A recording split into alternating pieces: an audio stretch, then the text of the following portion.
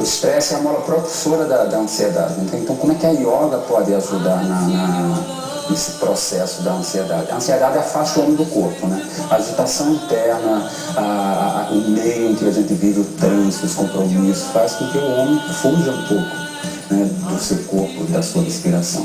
E a yoga, como é que ela entra nessa história, né? Ela entra para resgatar o homem para esse corpo.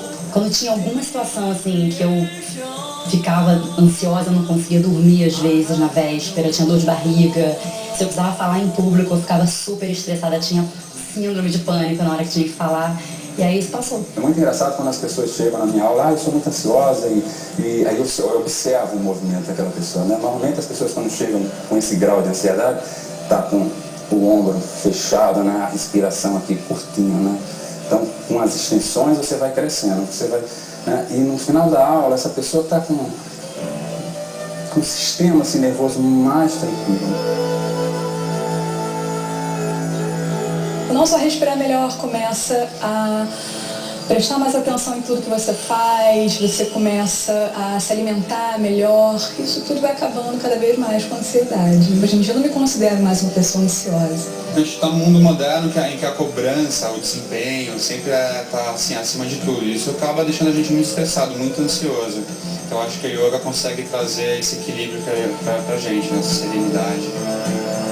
Eu acho que a primeira coisa que você tem que observar é como você se relaciona com a sua respiração, como você se relaciona com o seu corpo, né? Porque isso tudo a gente faz com o corpo, né? Quando a ansiedade acontece, eu acho que é um momento de você parar e pensar que alguma coisa tem que mudar. Só de olhar é delícia, né? Curtiu? Dá uma Não dá? Dá. Você também recomenda?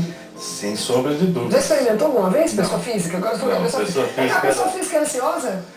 Não, você faz muita coisa, né? Não muito ansioso, não. Trabalho muito, não tenho nem tempo de pensar muito não no vem que meu não tem, quadro não tem nem que arranja, não tem. No trânsito, a gente botei na roda, já. Descarrega no trânsito, bem louco. Não, esporte básico, atividades prazerosas, lazer, procurar dormir bem, né? A yoga é muito interessante, principalmente para quem tem o transtorno de pânico, porque ele está muito ligado à respiração, né? Tem algumas teorias até que colocam, supervalorizam a questão do tratamento baseado também em exercícios respiratórios, principalmente durante o ataque de pânico, até porque os medicamentos vão demorar aí no mínimo 30, 20 minutos para fazer o efeito. Tipo então, assim, calma, respira, né? Mas respirar com técnica. Controle, isso. E quem já tem essa prática tem mais facilidade, da yoga, né? Tem mais facilidade de fazer esses exercícios respiratórios durante os ataques de pânico. Entendi. A mulher quando hiperventila é um ataque de ansiedade? É o quê? A mulher que hiperventila, que tem que ficar soprando aquele saquinho de papel. Já tem uma crise de ansiedade, isso é uma crise de ansiedade. A gente já falou sobre isso aqui, eu sempre olho pra cara do Fred, quando eu olho pra cara do Fred, praticamente a minha CPU inteira do programa.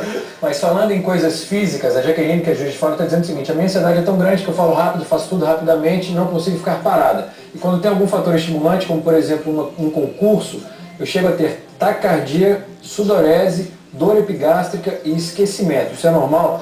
E a Sinara, que é do Rio Grande do Sul, lembrou a gente do bruxismo também, que muita gente, por causa da ansiedade, tem o famoso bruxismo, são as coisas físicas que a ansiedade dá, né? Bruxismo é que você acorda, às vezes está com o maxilar doendo, você não sabe por que você dormiu travado, né? A gente tem que pôr até botox aqui. Isso é normal, essas coisas físicas? Ou...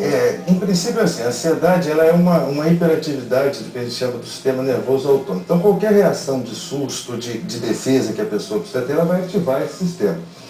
O excesso de ansiedade que a gente estava falando, os transtornos, me parece, assim, né, por alto, um caso de ansiedade generalizada, do primeiro caso. Nesse caso de ansiedade generalizada, é normal... eu não diria, é um transtorno que ela tem, não é considerado normal, mas se ela funciona bem, se ela consegue ter uma boa qualidade de vida, aí sim a gente tem que repensar. Mas em princípio, é o que ela falou, que ela tem os períodos que ela fica pior quando tem uma situação, não é normal, ela tem um transtorno ansioso, e ela pode melhorar muito com o tratamento. Nós temos uma pessoa à beira de uma estreia, é agora, no próximo final de semana você está estreando no teatro, e aí, como é que está a sua... A nossa carreira, a gente vive administrando a ansiedade. Mas muitas pessoas como vocês, atores, falam que essa adrenalina, essa ansiedade, principalmente do teatro, né? Sou viciada. É o que motiva estar no palco também. Então, ela, é nessas horas que ela é do bem. Eu acho que ali no palco, ou consciente ou inconsciente, a gente faz um trabalho de respiração. É uma outra pessoa, você tem que estar calmo em cena. Então, talvez no palco, ali é o nosso remédio, talvez, né? O processo de criação é que é loucura. Ensaio e preparação, tudo isso. Fora a captação, essa outra... Produção, Essa menina que ele estava lendo o e-mail falou de esquecimento. Ele vai ter uma história que aconteceu comigo. Eu fazia natação uma época e aí eu ia competir.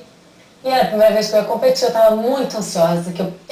Aí 10 minutos, aí 5 minutos, eu falei, ai, quero fazer xixi. Fui pro banheiro, aí eu ia ter que tirar o meu inteiro. Aí eu peguei, dei aquela básica, menina, fiz o meu xixi e voltei o estádio inteiro me olhando.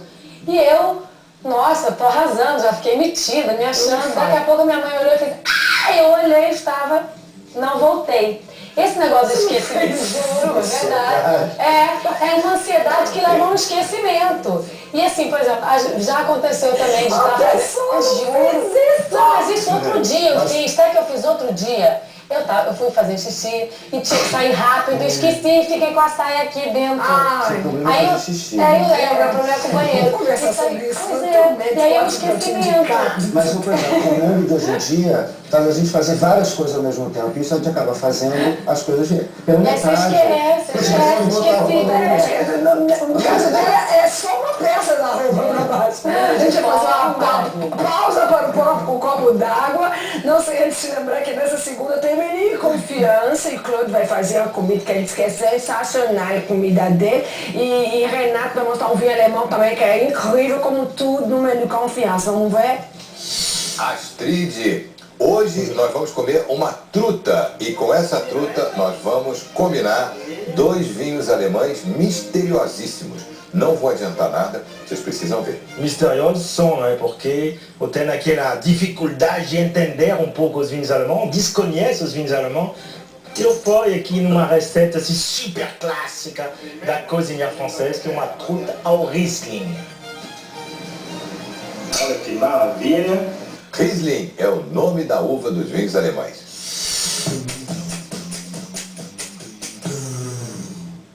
Acho que é mais a parte de ansiedade, de querer pensar na prova, ficar pensando na prova, pensando nos detalhes da prova, para não cometer o erro na prova durante a... Mas a ansiedade faz o quê? Primeira coisa. Acho que a respiração não entanto. A adrenalina sobe um pouquinho. De volta com o nosso happy hour, é bem bacana a gente recomeçar aí com os atletas, o Xuxa e o Gustavo, porque na hora que o Fred estava falando da menina que fica toda ansiosa quando ela tem uma prova, o trabalho, a escola, tudo, eu lembrei que essa semana passada saiu uma notícia que tem um corredor aí, um campeão dos 100 metros, que o cara, ele bomba em todas as provas secundárias, as que não são importantes, mas as provas grandes ele não consegue. Ele pega 5º lugar, 2º lugar, ele é um case. E a gente conhece algumas histórias do esporte, que nós mesmo como telespectadores de esporte, a gente já se viu falando, fulano amarela, fulano não vai bem na final. É a ansiedade a culpada disso? Quer dizer, pode ser a ansiedade, sem dúvida. É aí que ela é o mal. Aí ela travou, né? Ele não consegue realizar. Ele deu um exemplo, me deu um exemplo de um caso de situação interessante, que ele consegue produzir mais com a ansiedade. Isso é o oposto. Foi quando ele falou que quando não dorme... Ele acaba produzindo, tenta usar aquela insônia para alguma coisa. Você levanta, você não fica na cama lutando. Vou ler um livro que acaba dando um sono também, ou então vou escrever alguma coisa no computador, guardo uma ideia, vou escrever. Bem adaptado, esse seria um caso interessante. Agora, muitas vezes a perda do controle é o que caracteriza justamente a patologia, a ansiedade patológica. Então, ter ansiedade é normal, não tem como Tive também o Diego Hipólito, você estava lendo, hoje quando eu cheguei aqui, você estava lendo a mesma matéria que eu já tinha lido. Você chegou lendo toda, o Diego falando que ele já está pronto para a Olimpíada, fisicamente pronto, mas agora tem que preparar a cabeça para controlar a ansiedade.